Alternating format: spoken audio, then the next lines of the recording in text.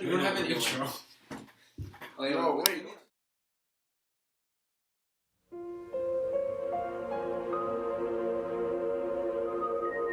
When she was 6, after a few scrapes and tumbles, her dad taught her how to ride a two-wheeler. When she was 9, he helped her build a telescope that could see the moons of Jupiter. When she was 14, after a lot of giggling and giving up, her mom finally taught her how to hit a wicked two-handed backhand. All through her growing up, Susie's parents taught her well. But for all their love and attention, there was one lesson left untaught. Susie's parents never taught her about drugs. They never told her that drugs maim, drugs kill. So Susie learned one final lesson on her own. When you don't say no to your kids about drugs, it's the same as saying yes.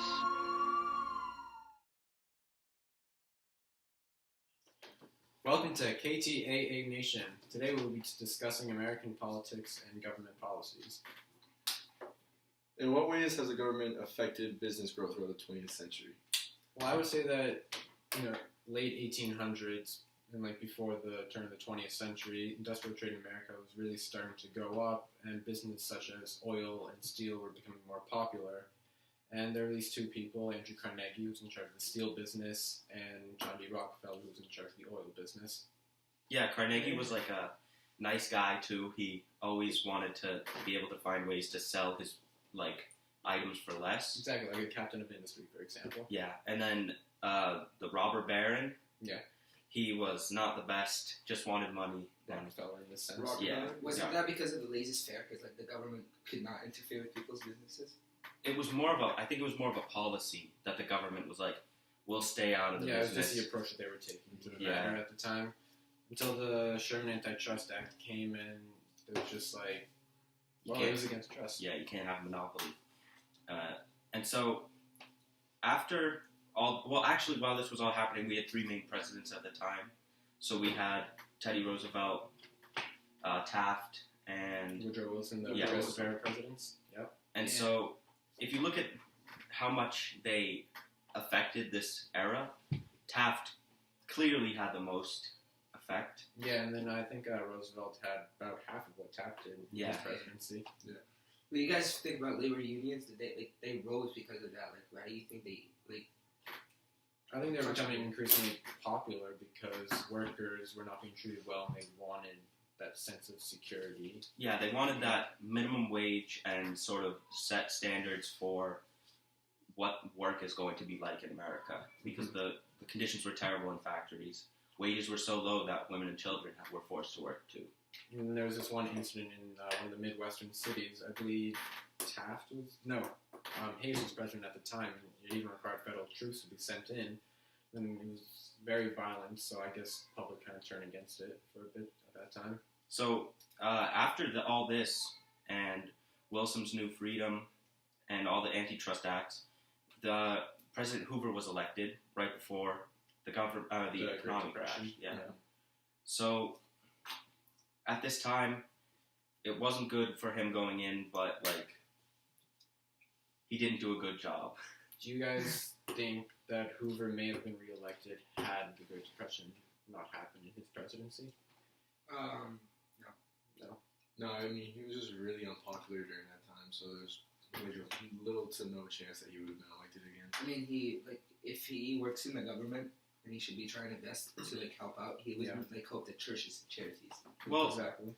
As a counterpoint, during his presidency, he did balance out the economy a little bit, trying to give money to banks, railroads, and businesses. Yeah, but he should have been focusing on helping the people more.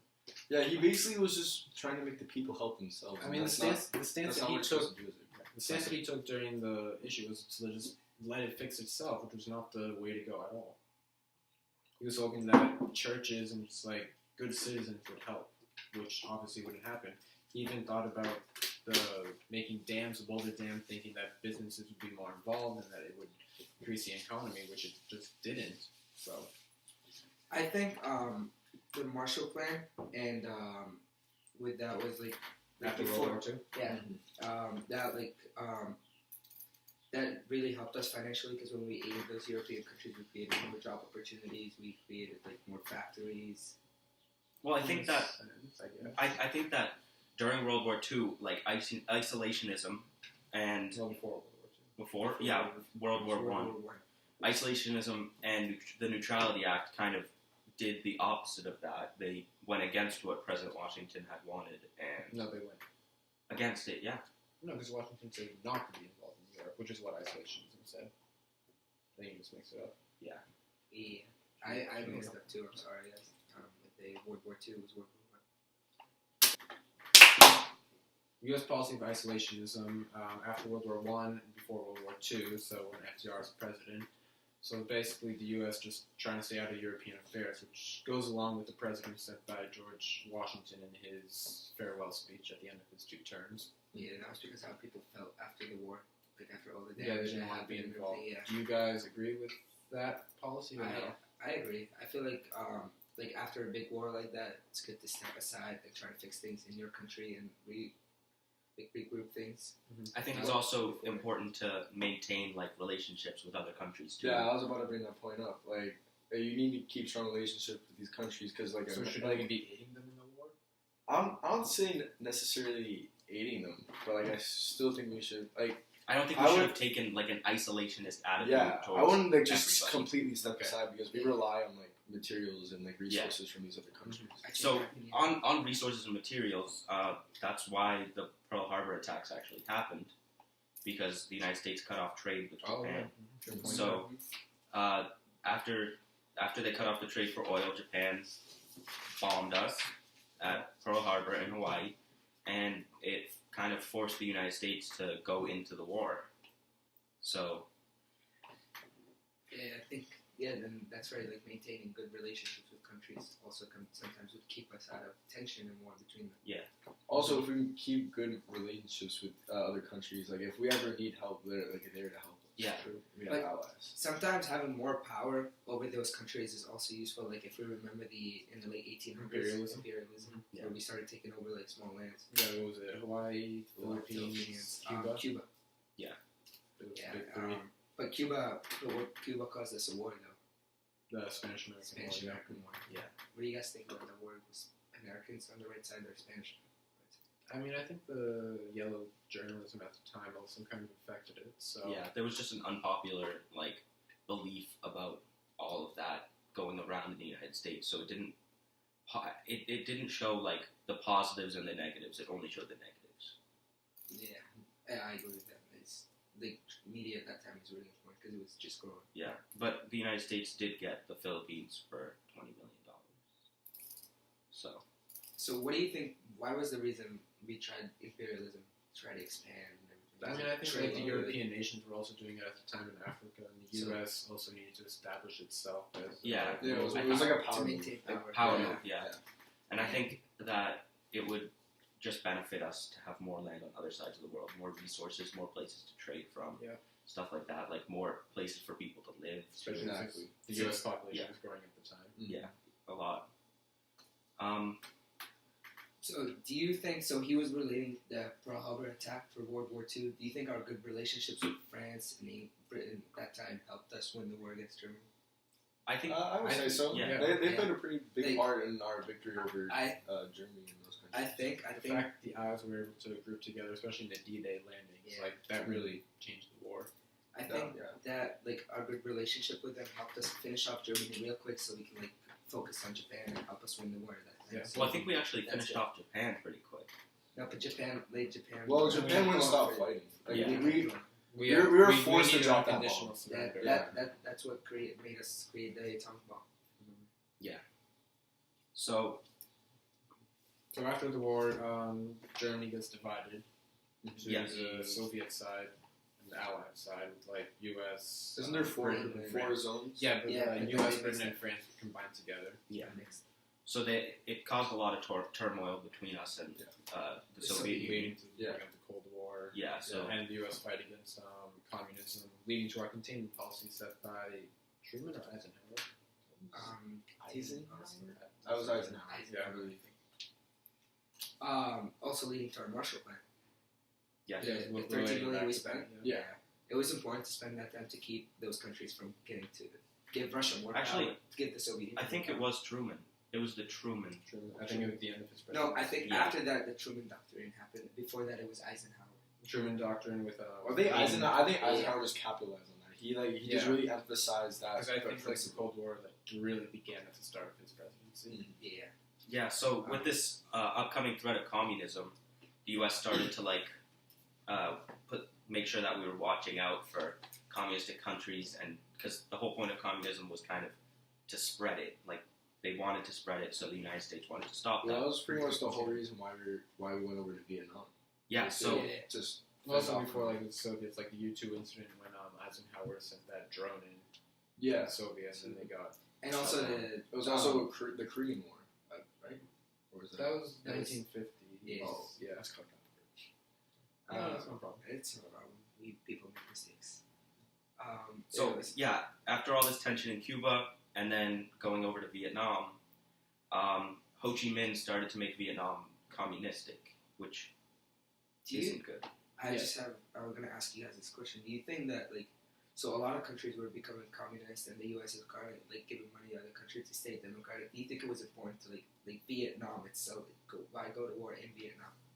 I don't think it was really necessary for us to go there I because think it was just to like set an example. It yeah, was to set an example, but It's not like Vietnam was so important. yeah, it was well, I saw it as a waste of time, to be honest. Yeah, because and we resources, wasted lives. lives, so much money. Yeah. We went into so much debt from that war, and and from we start caused to a lot. finish, we didn't make much progress. We caused a ton of problems while we were there, so Yeah.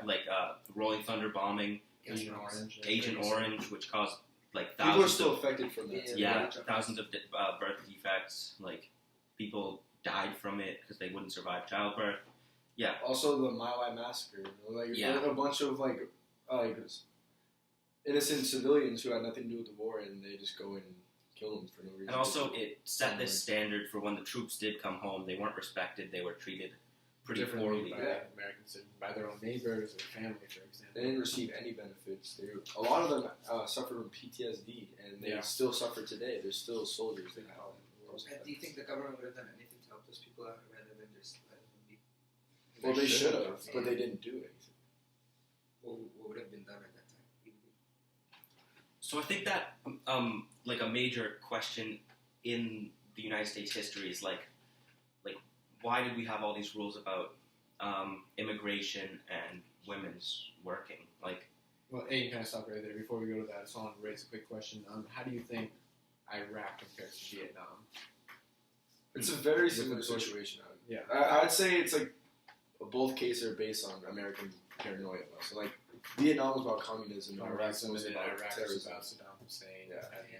Terrible. It was also since I believe it was right after the 9/11 attacks. Right. Yeah. That's what really sparked us to It go. was kind of a reaction to show everyone that we're still in power and And it's control. even though people still disagree with Iraq happening, do they feel the same way about Vietnam? I think people could feel like that, but It's I so think a long lot of people. It's so long ago, and I think a lot of people aren't truly educated Yeah. on the things that we did there. Because personally, I didn't know about Like the My Lai massacre. and Agent Orange and all these terrible things. So I think that people are misinformed and don't have the knowledge to really make that decision. Agreed, yeah, good point. Alright, now we're going back to immigration, as you were saying. Yeah, so there was around 1917, immigration policies, they started banning most people, criminals, lunatics, as they called them, people requiring public care, so elderly, disabled people, and all Asians. Yeah, So- the Chinese Exclusion Yeah. Act. Yeah, so we actually have had a lot of things against Asian people, it seems, especially with the Japanese internment camps. Yeah, I mean, as you say, back in the early 1900s, there was an East Coast and a West Coast for immigrants, and the West Coast Like was Ellis so Island. yeah. The it West was Coast, Angel. Angel Island was west, Ellis was east, and the Angel Island was mainly for Chinese and Japanese people, and the conditions were Yeah. so much more harsh.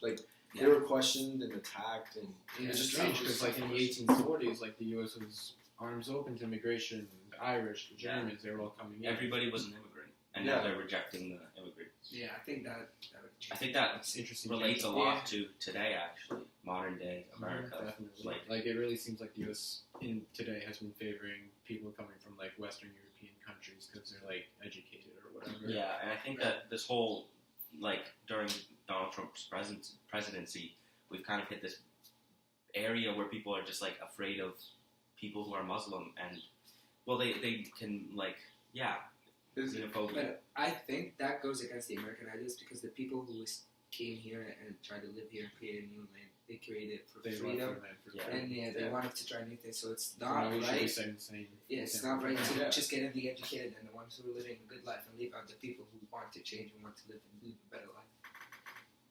Very good point there, Khaled. Thanks, man.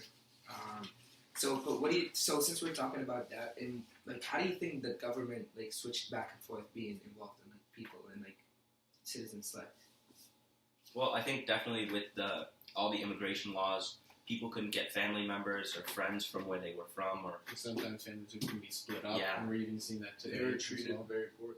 yeah, The eugenics movement was the worst, yeah, in my Yeah. opinion. That They- was terrible. I With- mean, using with- science as that, using science to Yeah. that power and say like using it to like There was improve no the real country. and that science, power yeah. being like forced Yeah. sterilization. The thing is, there wasn't really any science. It was just racist ideas Yeah. that went into the Yeah. eugenics movement. And I feel like that brought a lot of distrust among the American people, just like during the McCarthyism, where they turned their neighbors. Yeah. Yeah, they turned in their neighbors, thinking that they were communists. Or Definitely. That also reminds me, like, in the 1917 immigration policies, like, they banned criminals, prostitutes, idiots. I don't know why would they call it idiots. Yeah. That was so bad at that time. Lunatics. People required Just people they public didn't care. think would be. Yeah, There are good for the people they nation. thought were they, less they than- only wanted people of high. And that actually might relate to, We still see that today. yeah, I mean, Yes. like, people just discriminate against someone and think they're better than them. Like, should be that, like, treat everyone as equal. yeah, and around the time there was a lot of troubles with like women too. 1 in 5 women were working, which was like kind of it's very different from today. And also women like Susan B. Anthony and Carrie Chapman Catt called like for women's suffrage to end. So they started like instating these different associations. And like definitely during World War II, for example, when the men were going out to fight, women were in the factories.